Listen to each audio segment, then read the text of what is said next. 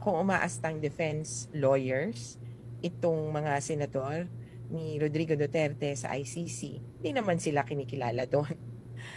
So far, si Nicolas Kaufman lang yon. Pero kung gustong mag-volunteer, either ni Cayetano o kaya ni, sino pa ba yung talagang strong na strong, o ni Robin, yan.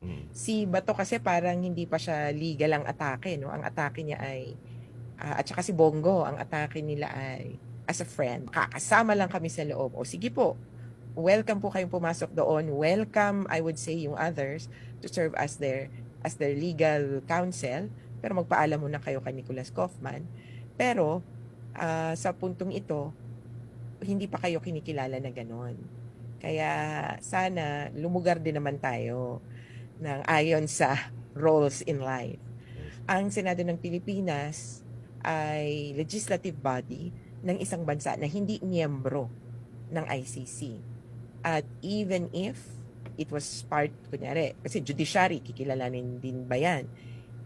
Hindi rin to some extent unless it was a decision on facts and law. So yun pa yung other aspect. Ano ang laman nung resolution? Hindi naman, mukhang ano lang parang mga haka-haka.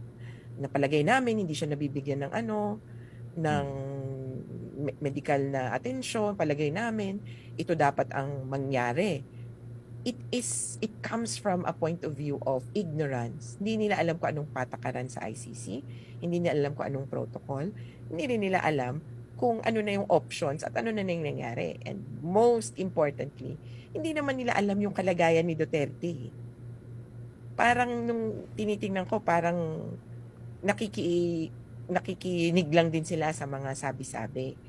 At without a medical certificate to rely upon, it is pointless really.